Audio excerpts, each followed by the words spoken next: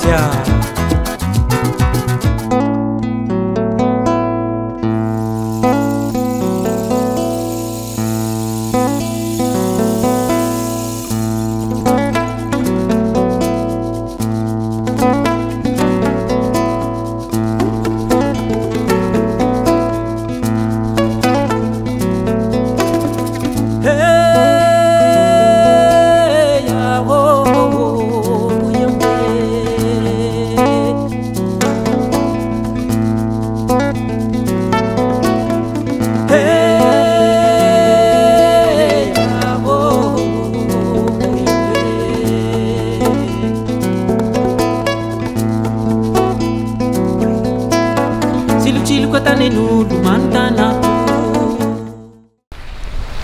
On a l'habitude de dire que Madagascar est une île bénie grâce à la richesse de son sol qui est très favorable à l'agriculture. On cite par exemple Itas, une région volcanique située à l'ouest de la capitale de Madagascar, parmi les régions les plus productives de Madagascar, et que ses habitants peuvent y pratiquer toutes sortes de cultures. On y produit du riz, de haricots, des piments, de maïs, des concombres, mais surtout beaucoup de fruits, tout comme les avocats, de melons, de la pastèque ou encore de la papaye.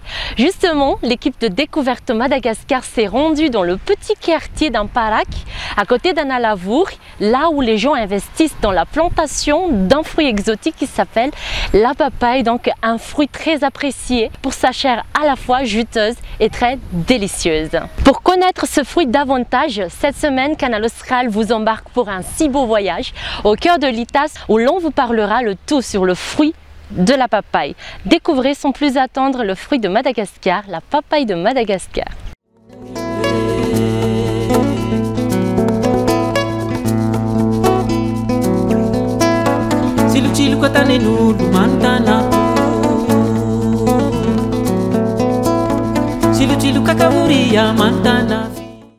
Melon des tropiques ou figuier des îles, la papaye est un fruit exotique qui pousse sur une grande vivace arborescente dont la tige unique ressemble à un tronc et peut atteindre au moins 6 mètres de haut selon l'espèce.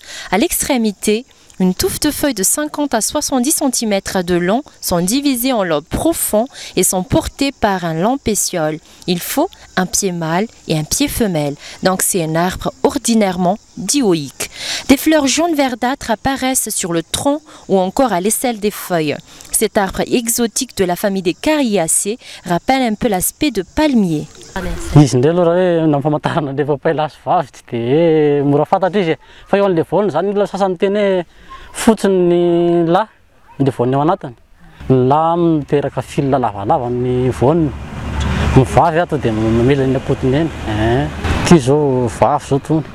Les papayes là se font hein. Raha ohatra zao hoe papay lahy izy mbola kely dia efa misy zanany mamoa kely majinika kely ny azy ny famoahany. Dia izy zany tsy mamoa hoe miraikitra eto fa somary miala kely an'ity izy. Dia mikirazorazo aty ny anazy ny voany fa tsy miraikitra amin'ity vatany ity. Zay izy rahalahy. Fa raha vavy izy zany tonga dia miraikitra amin'ity vatany ity. Tia kinako ity zao heritany. Tena tia papaya.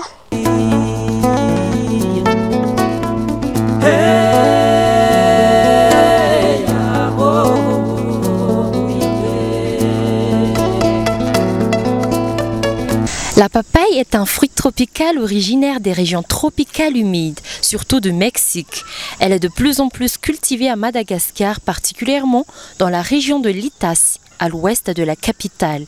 Les agriculteurs locaux affirment obtenir une bonne rentabilité au travers de la culture de ce fruit si populaire, donc améliorant ainsi leurs conditions de vie.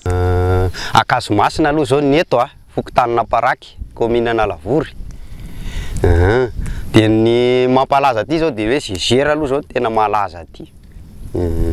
Dia le papay, fambolena papay. Misy atsika zao aty amin'ny zizera aty apefy.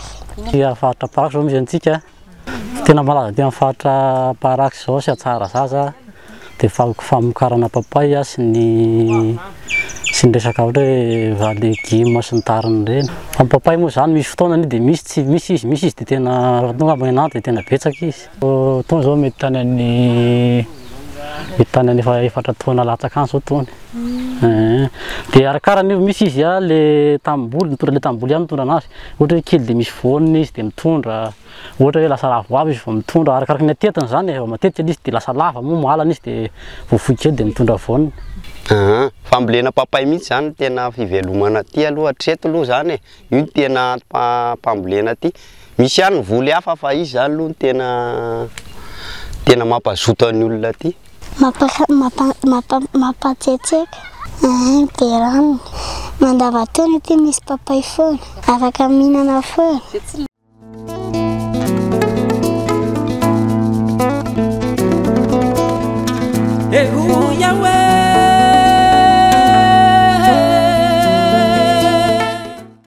La papaye est une baie de forme ovale, ronde selon les variétés. Sa taille varie entre 15 à 30 cm de long et son poids moyen est de 1 kg. À maturité, la couleur de ce fruit se situe entre le vert et orange. Leur chair de couleur jaune-orangé renferme donc des pépins noirs. C'est un fruit très juteux et très rafraîchissant dont le goût est particulièrement sucré et parfumé. Les papayes se récoltent quand elles sont vert jaune et se gardent 15 jours. Vous pouvez aussi choisir de les cueillir vertes pour les manger cuites ou crues, tout comme un légume. Mamboly zany zao manao pont en lisse zao anaovana botira. Karakara le zana papay zany aloha am'izao. Dia manomboka zany février mamboly anazy. Izy io zany heritaona aoriana zay vao miakatra izy. Fahavokara angamba zao mety eo amin'ny tena fahitana fahavokara tena tangosana azy matetika zany tena hoe isanandro dia eo mety eo amin'ny efa-bolana maherihery eo. Manomboka eo amin'ny volana Mai zany ianao manomboka amin'ny tango tsikely. Dia misesy izy hatramin'ny Oktobra. Vidiny zany arakaraka ny Antananarivo ihany eo, arakaraka le olona zany. Avy any Antananarivo zao manjifa aty. Ny aty zany izy tsy hoe mandanja fa isaina isam-bolana ny aty. Dia ohatra hoe arakaraka ny angedany ohatra hoe 500 sy 2 ndray, ohatra hoe 2,000 ndray, ohatr'izay le izy. Izao diroaza queni poche maraghetti sotto valanghi di tuli arriva ci vede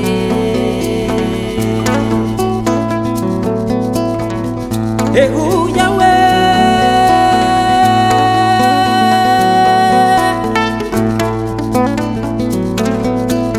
Izao diroaza queni poche maraghetti sotto valanghi di tuli arriva ci vede. Pour avoir une bonne récolte, le papayer nécessite des soins particuliers. Il faut tout d'abord s'assurer que le terrain soit bien fertile. On pourra ajouter après des fertilisants, des engrais comme de bouse de zébu ou encore du compost. Le fruit appelé papaye est un véritable concentré de bienfaits pour l'organisme. C'est une excellente source de vitamines A, B et C et de magnésium qui sont des puissants antioxydants luttant contre le vieillissement du corps et contribuant à renforcer le système immunitaire. Elle assure également une bonne régulation du transit intestinal. La bêta-carotène présente dans la papaye aide à améliorer la vue. Et surtout, la consommation de ce fruit a également un effet positif contre le stress et aide à prévenir la formation des caillots sanguins. Alohan'ny nambolena azy aloha zany dia atao amin'ny pot no voaniny, alatsaka amin'ny pot ny voaniny dia atao amin'ny genina le izy dia apetraka amin'ny zavatra tokony maromaro tsy azahoan'ny kakanana anazy. Dia avy eo rehefa izy vao maniry an'izay dia somary akisakisaka kely satria le kakana manatody. Dia manjary mihinana an'le fakany ao anatiny dia mandeha malaso le izy. Dia ny lavaka atao aminazy rehefa mamboly anazy dia alavana 10 milolo ny lavaka. Dia atao sabo eo amin'ny 2 metatra mahery ny elanelan'ny fotony. Dia rehefa mamboly an'izay dia asorina le genina le misy anazy iny. Dia rehefa maniry an'izay izy dia arakaraka ny itavanao anazy hoe mipiry miava ohatra hoe 4 na 3 arakaraka ny izay itiavanao anazy. Misy izy 2 taona vao misy voany arakaraka an'izany nambolena azy ihany zany e. Fambolena tsara zao ohatra hoe tany tena tsara le tany dia amin'ny kelikely orana eo izy ny tena mety. Mety eo amin'ny volana avril sy any io tena tany tsara tena hoe tany aman-doana. Fa raha tany antokaty izy dia alefa lolo kely. Arakaraka ny halavan'le zanany zany. fa izy zany tsy de hoe mila zezika be ohatra hoe mila zezika omby ohatra hoe fakofako reny tamboho reny nangonao de atsitsinao anaty lavaka de totorana de fa iny teraka zezika ho anazy ao iny. Fitiavana hoe te azo vokatra tsara indray mila mikarakara ianao zany izy zany tsy de mila hoe zezibazaha sy ny karazany fa zezika gasy tonga de zezika gasy ny ampiasaina. Izy koa zany hatreto aloha tena mahavelona tena mety tsara le izy. Fikarakarana anazy zany mandavaka ianao aloha de afaka manao compost na hoe zezika tsotsotra reny fakofako reny zany ny alaina de lavana le izy de araraka ao le zezika de aveo am'izay atsatoka am'izay le papay de zanany. Zelo hatramin'ny nanako azy zelo tsy de tena hoe marary ohatra hoe voantasina salany zany fa salama foana ny vatana zany sady izy sakafo tena mahasalama le izy hoaninao izy vetivety izy de levona. Ny vokatsoa aloha hatreto de hoe azahoana vitamine A hono izy. Miava papay de manao tanan'olona de mamboly voatavo de mandraraka zezika fa ny telo na inefatra mampatsara ny ao anatiny mampangatsiaka fo de mampisy vitamine. Raha tezitezitra ianao misotro jus papay de mangatsiatsiaka amin'ny fo. Andro mamay zao de mihinana papay rehefa tsisy rano mahasalama.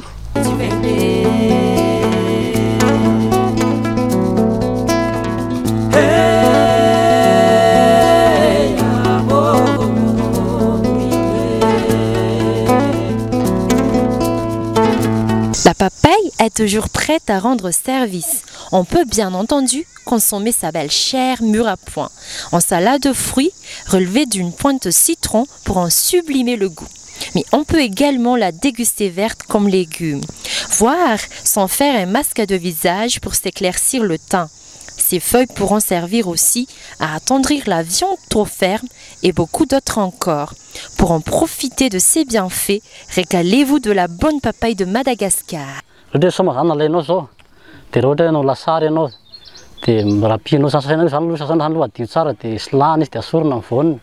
De divina tsara de atao lasary rapina izy de vita ny rapo de maka tongolo ianao na voatabia de vinaigre de lomana de asina sira de matsiro tsara izy.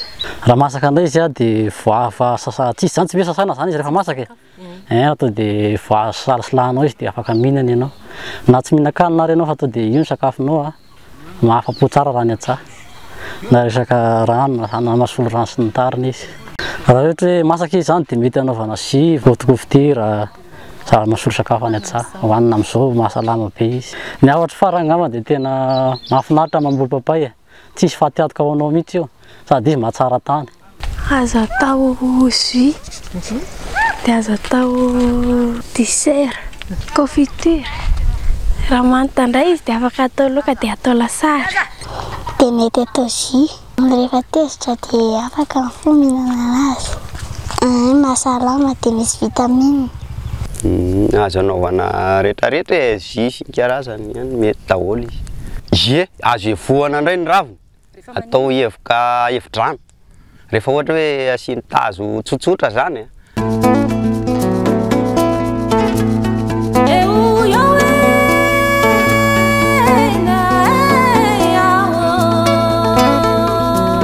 Bien mûr ou cru, en salade, en confiture, en fruits secs, en jus de fruits ou en nature comme ça, la douceur de ce fruit exotique de la papaye s'associe à de nombreuses saveurs et surtout sa consommation nous fait tellement du bien. Si vous avez envie d'en déguster aussi, vous serez toujours la bienvenue ici car la papaye est largement répandue sur nos marchés. Chers amis téléspectateurs, je vous remercie beaucoup. Je vous dis msocha betsaka d'avoir aimé, d'avoir regardé notre émission de cette semaine. Pour plus de découvertes, on se donne rendez-vous la semaine prochaine, toujours sur Canal Austral TV. Sur ce, à très bientôt. Velume!